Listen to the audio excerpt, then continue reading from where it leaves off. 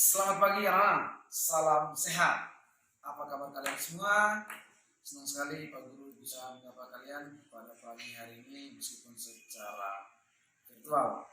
Pak Guru harap kalian pada saat ini dalam keadaan sehat, tetap di rumah dan tetap jaga pola makan kalian biar kalian tetap sehat.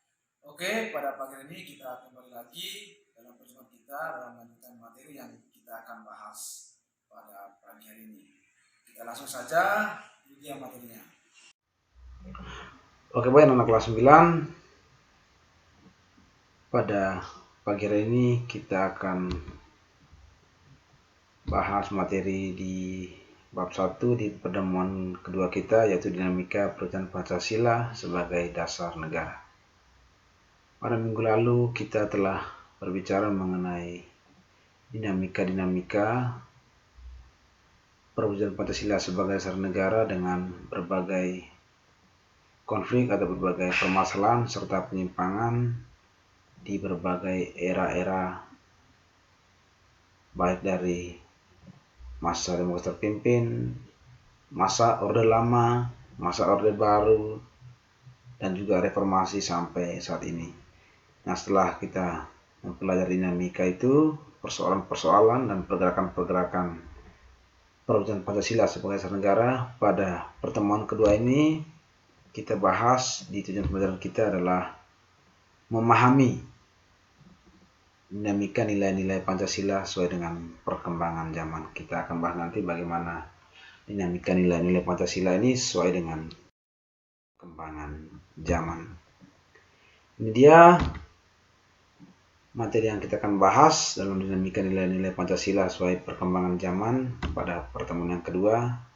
Yang pertama yang akan kita bahas adalah praktik ideal Pancasila sebagai dasar negara dan juga sebagai pandangan hidup.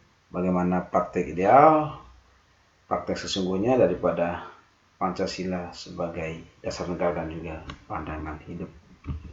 Yang kedua yang kita akan bahas pada hari ini adalah bagaimana upaya untuk mewujudkan nilai-nilai Pancasila dalam masyarakat. Baik yang dilakukan upaya pemerintah nanti dan juga dalam masyarakat, apa saja upaya untuk mewujudkan nilai-nilai Pancasila. Mari simak baik, dengarkan apa yang disampaikan Pak Guru, karena slide demi slide nanti kita akan bahas, dan penting sekali untuk kalian perhatikan guna untuk pengerjaan kalian, terutama tugas-tugas yang saya berikan nanti di gadget kalian. Oke, kita lanjut ke materi yang pertama, yaitu praktik ideal Pancasila sebagai dasar negara dan pandangan. Praktik ideal Pancasila sebagai dasar negara dan juga pandangan hidup. Yang pertama adalah Pancasila sebagai dasar negara. Nah, praktik idealnya adalah sebagai dasar negara, Pancasila menjadikan Pancasila sebagai dasar dalam penyelenggaraan pemerintah, yang menjadikan Pancasila sebagai sumber hukum atau sumber dari semua tertib hukum yang ada di Indonesia. Artinya adalah Pancasila menjadi tempat dan menempatkan Pancasila itu di posisi yang paling tinggi dari seluruh sumber hukum yang ada di Indonesia. Nah, artinya tidak ada satupun peraturan yang ada di Indonesia ini adalah yang melebihi Pancasila. Nah, semua peraturan yang menjadi sumber daripada semua itu adalah Pancasila lah yang menjadi dasar daripada atau sumber daripada semua peraturan yang ada di negara yang kita cintai, Indonesia. Nah, itulah praktik idealnya Pancasila sebagai dasar negara. Artinya segala peraturan yang menjadi sumber, yang menjadi acuan adalah Pancasila itu sendiri. Nah, sedangkan praktek yang kedua adalah Pancasila sebagai pandangan hidup. Artinya Pancasila ini dijadikan petunjuk arah.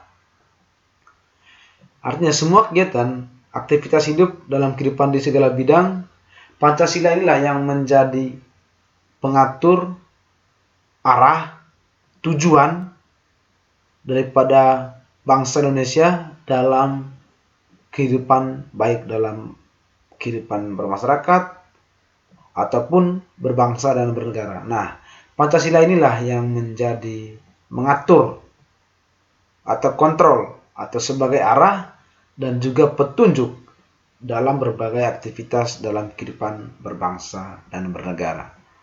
Itu dia praktik ideal Pancasila sebagai pandangan hidup. Kita lanjut.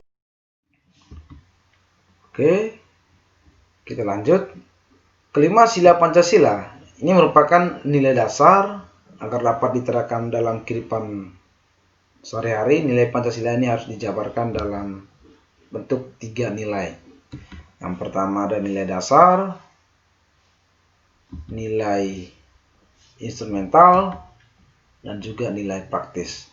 Nah, sebagai nilai dasar, hakikat kelima sila Pancasila ini adalah ada nilai ketuhanan, ada nilai kemanusiaan, nilai persatuan, nilai kerakyatan, dan juga nilai keadilan. Nah, sebagai nilai ketuhanan, semua Indonesia wajib mengakui adanya Tuhan. Yang kedua, kemanusiaan harus berlaku adil sesama manusia, mengakui persamaan hak dan kewajiban sama manusia. Nah, kalau nilai persatuan, berbeda-beda tetap kita satu, tanpa harus melihat latar belakang agama, suku, ras, dan juga warna kulit. Nah, kalau kerakyatan, kita lebih harus selalu bermusyawarah dalam mengambil keputusan, dan keadilan, kita harus berlaku adil terhadap sesama antara hak dan juga maupun kewajiban. Itu yang menjadi nilai dasar. Nah, sebagai nilai instrumental, Pancasila ini adalah penjabaran lebih lanjut dari nilai dasar atau nilai ideal yang secara lebih kreatif dan dinamis dalam bentuk UUD 1945 dan peraturan perundang-undang lainnya. Dan dalam tata peraturan perundang-undangan negara, nilai instrumental ini dapat berubah atau diubah. Nah, itu nilai instrumental yang penjabaran lebih ideal, lebih kreatif, dan lebih dinamis. Nah, bisa berubah dan juga dapat diubah. Nah, sedangkan nilai yang ketiga adalah nilai praksis. Ya, nilai praksis adalah nilai yang sesungguhnya berdasarkan suatu pengalaman nyata dalam kehidupan bermasyarakat, berbangsa, dan bernegara. Artinya, sesungguhnya dilaksanakan dalam kehidupan sehari-hari, baik dalam kehidupan bermasyarakat, berbangsa, dan bernegara. Nilai praksis ini juga dapat berubah atau diubah, atau bisa juga dikatakan nilai praksis merupakan penerapan dari nilai instrumental dan nilai ideal pada kehidupan sehari-hari. Itulah nilai-nilai dasar, nilai instrumental, dan nilai praksis daripada kelima sila Pancasila. Dan juga ini merupakan menjadi kekuatan yang mampu memberi semangat dan motivasi baik bagi individu, masyarakat, berbangsa dan bernegara untuk mencapai tujuan nasional bangsa Indonesia. Dan juga dapat dijadikan upaya dalam menghadapi berbagai persoalan masyarakat dalam segala aspek kehidupan, baik di dalam masyarakat, dalam kehidupan berbangsa maupun bernegara. Nah, upaya mewujudkan nilai-nilai Pancasila di dalam masyarakat. Nah, bagaimana upaya? Yang pertama adalah upaya pemerintah untuk mewujudkan nilai-nilai Pancasila. Nanti kita akan bahas apa saja upaya-upaya pemerintah di berbagai bidang dalam mewujudkan nilai-nilai Pancasila. Nah, yang kedua kita akan bahas nanti adalah apa upaya masyarakat untuk mewujudkan nilai-nilai Pancasila ini di berbagai aspek. Nah, mari simak baik, dengarkan apa yang disampaikan. Ya, yang pertama adalah upaya pemerintah dalam mewujudkan nilai-nilai Pancasila. Nah, yang pertama di bidang politik. Ya, Misalnya adalah yang paling nyata sekali dalam bidang politik adalah penyelenggaraan pemilu yang secara luber jurdil, yaitu adalah pemilu yang langsung, umum, bebas, rahasia, jujur, dan juga adil. Nah, dalam prakteknya, seyogianya adalah penyelenggaraan pemilu itu harus berdasarkan asas luber jurdil. Artinya di sini adalah dalam kenyataan atau sesungguhnya praktek pemilu ini adalah tidak boleh seperti yang kita alami sekarang adalah money politik, serangan fajar, adanya pemaksaan, atau bagi-bagi duit sebelum melakukan pencoblosan. Nah, ini tentunya melanggar apa yang diwujudkan pemerintah dalam upaya mewujudkan nilai-nilai Pancasila. Nah, harusnya penyelenggaraan pemilu ini adalah harus sesuai dengan asas luber jurdil yang telah ditetapkan pemerintah untuk kepentingan bersama, terutama dalam penyelenggaraan di bidang politik. Oke, yang kedua adalah di bidang ekonomi. Nah, menganut sistem ekonomi yang berdasarkan asas kekeluargaan yang diwujudkan dalam bentuk koperasi. Artinya, harus ada pemerataan dalam mewujudkan ekonomi, baik ekonomi mikro maupun ekonomi makro yang berlandaskan asas kekeluargaan. Artinya, boleh bersaing, tapi bersaing secara sehat dalam kebebasan untuk membeli sesuatu, menjualkan sesuatu dalam bentuk produk, tidak boleh saling atau praktek nyata dalam keseharian adalah banting harga atau juga menduplikat produk-produk yang lain, mencoba menjual barang-barang yang kualitasnya bukan asli. Nah, itu adalah bentuk praktek-praktek ekonomi yang tidak diharapkan oleh pemerintah. Makanya untuk mewujudkan nilai-nilai Pancasila di bidang ekonomi adalah harus menganut sistem ekonomi yang berasaskan kekeluargaan yang diwujudkan dalam bentuk koperasi. Nah, itu di bidang ekonomi. Kita lanjut di bidang sosial dan budaya. Nah, adanya pelestarian kebudayaan daerah yang dijadikan menjadi kebudayaan nasional. Nah, budaya-budaya ini yang harus dijaga dan perlu dilestarikan, bukan malah diminimalis oleh pengaruh-pengaruh dari gaya-gaya orang barat. Nah, ini yang harus kita jaga. Ini harus kita lestari. Kita harus bisa memilah mana yang baik, mana yang buruk, dan tidak boleh bertentangan dengan nilai-nilai Pancasila. Nah, inilah upaya pemerintah dalam mewujudkan kelestarian di bidang sosial dan juga budaya. Nah, kita lanjut di bidang pertahanan dan keamanan. Nah, ini dilaksanakan melalui sistem pertahanan dan keamanan rakyat semesta oleh TNI dan Polri atau sistem HAMKAM rata, yaitu sistem pertahanan keamanan rakyat semesta. Artinya, yang menjadi skuad pertahanan kita adalah tentara, dan kita sebagai warga masyarakat, kita juga turut berpartisipasi dalam menjaga keamanan. Misalnya, untuk serangan dari luar, yang menjaga kedaulatan kita itu adalah tugasnya TNI. Nah, untuk masalah-masalah dalam negeri, melayani kebutuhan-kebutuhan publik atau permasalahan-permasalahan yang horizontal yang ada dalam negeri, itu adalah polisi lah yang melayani itu. Nah, kita sebagai warga masyarakat, kita juga ikut berpartisipasi dalam menjaga pertahanan dan keamanan negara dengan melibatkan rakyat semesta. Artinya kita juga harus menjaga kondisi yang kondusif dalam masyarakat agar tercapainya sistem pertahanan dan keamanan yang kita harapkan sesuai dengan wujud keamanan bangsa kita. Itu dia keempat upaya pemerintah dalam mewujudkan nilai-nilai Pancasila sebagai dasar negara maupun pandangan hidup bangsa. Oke, kita lanjut. Oke, yang selanjutnya adalah upaya masyarakat mewujudkan nilai-nilai Pancasila. Yang pertama, di lingkungan keluarga.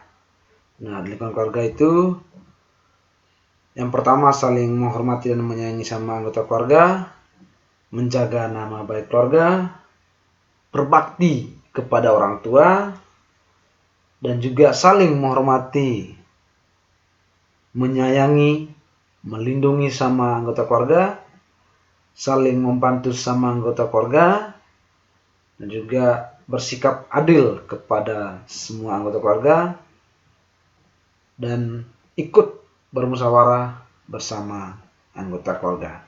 Itu di lingkungan keluarga, upaya untuk mewujudkan nilai-nilai Pancasila. Yang berikutnya adalah di lingkungan sekolah. Nah, kita sebagai warga sekolah, tentu untuk mewujudkan nilai Pancasila adalah yang pertama, tidak memaksa kehendak dengan teman sesama dalam bergaul di sekolah. Yang kedua, warga sekolah juga harus mematuhi tata tertib yang telah dibuat sekolah.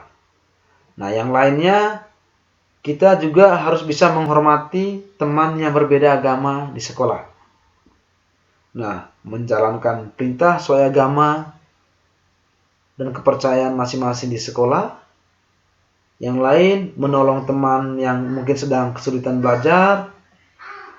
Dan yang berikutnya adalah tidak memaksa kehendak pada saat berdiskusi dengan teman. Dan yang berikutnya, kita selalu bergotong royong dalam membersihkan lingkungan sekolah, membersihkan kelas, melaksanakan tugas-tugas piket yang dijadwalkan di sekolah. Dan juga kita harus bersama-sama bergotong royong dalam membersih lingkungan sekolah. Dan juga kita harus bersikap adil kepada teman di sekolah. Nah, itu di lingkungan sekolah, upaya mewujudkan nilai-nilai Pancasila. Nah, berikutnya di lingkungan masyarakat. Nah, di lingkungan masyarakat kita harus menghormati hak-hak sesama anggota masyarakat. Nah, yang kedua, kita juga harus bisa menghormati keputusan yang telah diambil. Nah, yang berikutnya, kita juga harus bisa lebih mengedepankan musyawarah ketika mengambil setiap keputusan yang menyangkut kepentingan-kepentingan masyarakat. Dengan demikian, keputusan yang dihasilkan itu berdampak baik bagi semua pihak, tanpa harus ada yang dirugikan. Dan yang lainnya, dalam musyawarah, tokoh masyarakat dapat memberikan contoh sikap demokratis dengan menanamkan sikap saling menghargai dalam berpendapat, menyampaikan pendapat juga dengan cara-cara yang benar, dan juga menghargai setiap keputusan-keputusan dari hasil musyawarah. Nah, yang berikutnya, mendorong dan meningkatkan rasa kekeluargaan melalui berbagai kegiatan kalau di masyarakat seperti gotong royong, membantu warga masyarakat yang lain yang sedang mengalami musibah, membersihkan saluran di kompleks secara bersama-sama, dan yang pasti adalah kita selalu mendorong dan meningkatkan rasa cinta tanah air kita dengan rasa kepedulian terhadap lingkungan. Nah, seperti membersihkan lingkungan menjelang kemerdekaan, mengikuti lomba-lomba menjelang kemerdekaan, kita dituntut untuk berpartisipasi di dalam masyarakat. Nah, selanjutnya, upaya di lingkungan bangsa dan bernegara. Nah, yang pertama, mengedepankan toleransi antara umat beragama. Kita harus saling menjaga, terutama dalam menjalankan ibadat di hari-hari besar keagamaan masing-masing. Nah, yang kedua, kita harus bisa mengungkapkan pendapat secara bebas dan bertanggung jawab. Nah, juga kita bisa memberikan bantuan kepada korban, misalnya dalam berbagai bentuk materi, pakaian, makanan, dan juga bantuan psikologis. Nah, yang lain juga dalam kehidupan berbangsa dan bernegara, kita tidak boleh membedakan suku, agama, ras dalam pergaulan kita bersama dalam keseharian. Yang berikutnya, kita juga harus berpartisipasi aktif dalam kegiatan yang diselenggarakan pemerintah, misalnya pemilu. Dan juga kita harus bisa mencintai produk-produk dalam negeri. Nah, ini dia upaya masyarakat dalam mewujudkan nilai-nilai Pancasila di berbagai bidang. Jadi ini yang kita bahas dalam pertemuan ini. Kalau memang ada penyampaian Pak Guru yang kurang paham, kurang dimengerti, boleh kita diskusikan nanti pada saat pembelajaran berlangsung, dan kalian boleh tanyakan apapun yang berkaitan dengan materi yang kita bahas pada pagi hari ini di GCR kalian. Sampai di sini materi yang kita akan bahas pada pagi hari ini. Oke, sampai sini dulu pertemuan kita pada pagi hari ini. Pak Guru berharap apa yang kita bahas bersama dari slide pertama sampai slide terakhir hari ini kalian bisa pahami, bisa dimengerti, bisa dicerna dengan baik. Dan kalau memang apa yang disampaikan Pak Guru dari slide pertama sampai terakhir tadi ada yang kurang paham, ada yang belum dimengerti, boleh kalian langsung diskusikan di Google Classroom nanti. Dan kalau memang ada hal-hal yang harus didiskusikan, Pak Guru tunggu sampai pembelajaran selesai. Selamat pagi, sampai jumpa dan tetap sehat. Antonius Forsa.